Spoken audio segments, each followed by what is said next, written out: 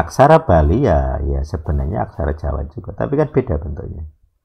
Nah, kira-kira begitulah antara Estrangelo dan kitab Asuri gitu ya. Secara bahasa sama, grammar sama, bunyi juga bisa sama. Gitu. Jadi kalau ditanya sejarahnya kapan dimulainya terjemahan Aram, kalau pemahaman saya, begitu mereka sampai di Babel, mereka merasa perlu menerjemahkan. Karena itu kan 70 tahun ya, jadi anak-anak mereka yang lahir di Babel tidak bisa bahasa Ibrani, bahasa sehari-hari dengan lingkungan ya bahasa Aram, makanya mereka mengajar dalam bahasa Aram. Jadi mereka mulai terbiasa berbahasa Aram. Plus mereka mengadopsi huruf baru, huruf Aram itu. Makanya ketika mereka kembali ke Israel, ke Kanaan, mereka ketemu bangsa Samaria yang masih menggunakan kitab Ifrit, huruf Ibrani sebelumnya, itu mereka anggap sesat malahan. Jadi kitabnya Torahnya Samaria mereka anggap sesat. Jadi mereka menolak kitab Samaria plus menolak hurufnya. Jadi mereka terlanjur biasa dengan huruf kitab Asuri, huruf Aram, Asyur itu. Sehingga huruf yang lama malah dianggap sesat, kira-kira begitu. Jadi muncul banyak doktrin yang berdasarkan kitab Asuri. Seperti kemarin saya bahas dengan Pak Wid, sin dalam doktrin rabbinik itu kan ada mahkotanya gitu. Kenapa? Karena mereka beranggapan sin yang Asuri itu yang original, yang asli gitu. Bahkan menjadi simbol alam semesta gitu. Itu doktrin khayalannya para rabbinik keturunan Ezra ini gitu ya. Padahal sin yang asli tidak seperti itu. Nanti kalau bicara proto-sinaitik gitu ya, Semitik kuno, sin itu tidak seperti itu, nggak seperti ini bentuknya. Jadi doktrin-doktrin khayalan yang rabbinik itu jadi konyol gitu. Termasuk gematria. Di Alkitab ada huruf yang tidak ada nomor gematrianya, tidak ada angkanya. Ayin tapi dibaca G kan. Gasa Gemora. Tulisannya A, ayin, tapi bacanya G. Nah, itu contoh. Makanya terus secara agak rumit juga menjelaskan. Misalnya tadi ditanyakan oleh Anjar, perubahannya menjadi Yesua itu bagaimana? Ya dari Ezra sendiri sebenarnya. Aku tidak menemukan sumber lain. Jadi satu-satunya alasan pelarangan huruf H, dilarang nulis YH, dilarang mengucapkan YH, itu ya Ezra. Biang keroknya ya Ezra gitu. Yang bikin doktrin Ezra. Tadi saya perlihatkan Hage tidak ada, Hage tidak punya doktrin itu, hanya Ezra yang punya.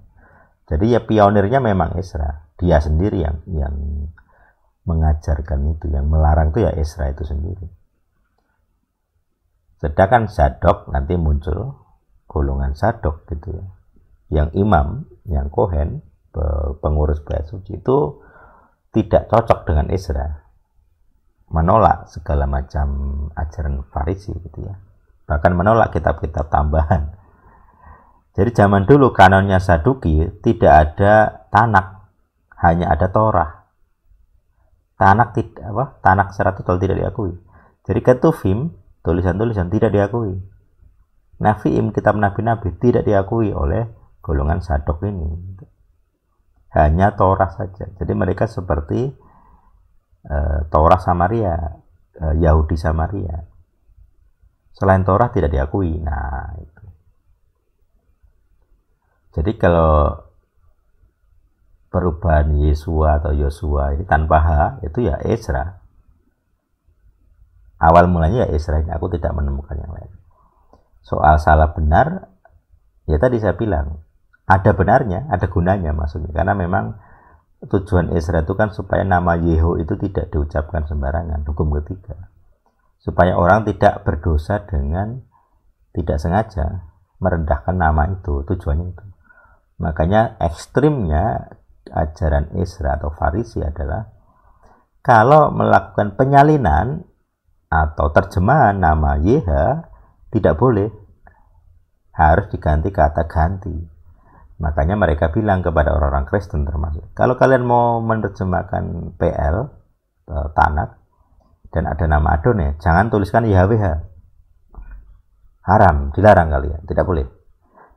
Harus dikatakan kata ganti dengan God, dengan Tuhan, terserah. Pokoknya jangan YHWH. Nah, itu larangannya Yahudi, Rabbinik Ezra ini, keturunan Ezra, anak-anak Ezra gitu ya. Nah, orang Kristen jadi ikut-ikutan gitu ya. Sampai bikin doktrin, nama itu tidak bisa diucapkan lah. Ya blow on kalau tidak bisa diucapkan.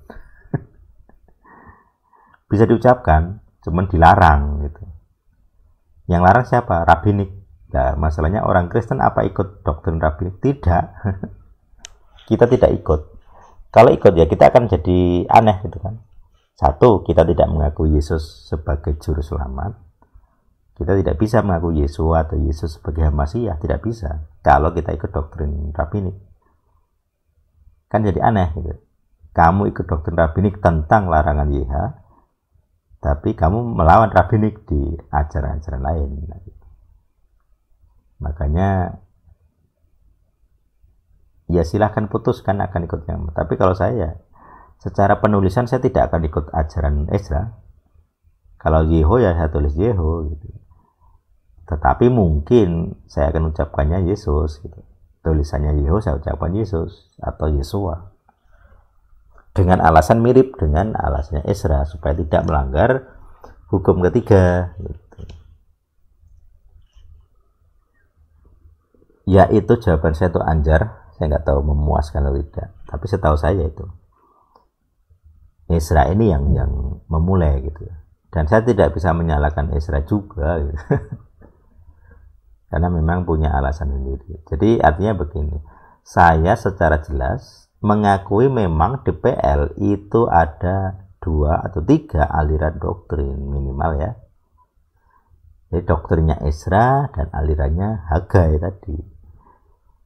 Jadi di PP juga sama. Saya terima-terima saja. Ada aliran Yesus, ada aliran Yesua, ada aliran Yosua. Ekstrimnya ada lagi yang macam-macam. Ada aliran yang Yahusua, ada aliran yang Yahuwah tanpa W, W-nya dibaca O atau U huruf besar. Ya nggak masalah gitu, karena DPL sendiri tidak satu aliran toh ternyata. Dan juru selamat itu dianggap rabi, keturunan Ezra secara doktrin.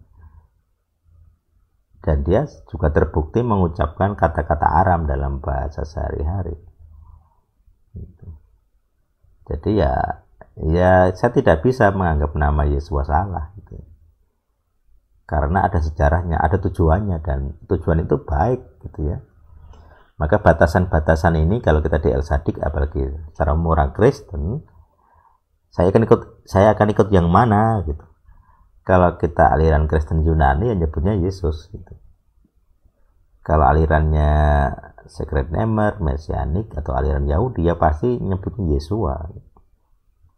Nah di El Sadik kita lebih agak advance gitu. Kita nyebutnya Yesua atau Yesus, tapi pemahaman kita Yeho gitu loh. Ini perlu dipahami dan memang harus berpikir agak berat gitu. Kapan saya boleh ngomong Yesus, kapan saya boleh ngomong Yesua, itu nggak ada aturannya. Nggak bisa dibuat aturan, karena nanti tergantung kamu sebagai pelaku. Ditanggung jawabmu sendiri gitu ya. Tapi yang jelas, di dalam pikiran tetap harus Yeho, jelas. Yeha, jelas. Definisinya harus jelas. Sekalipun mulutnya nyebut Yesus, di otakmu harus Yeho. Tuhannya Abraham, bukan Allah, bukan Allah. Kalau kamu nyebut Allah, Allah jelas. Orang bingung, Tuhannya orang Islam ya. Coba aja diganti nama dewa-dewa Hindu misalnya. Ya pasti akan orang bingung loh. Agamamu apa ya kayak gitu. Ya begitu, semoga memuaskan. Silahkan tanya yang lain.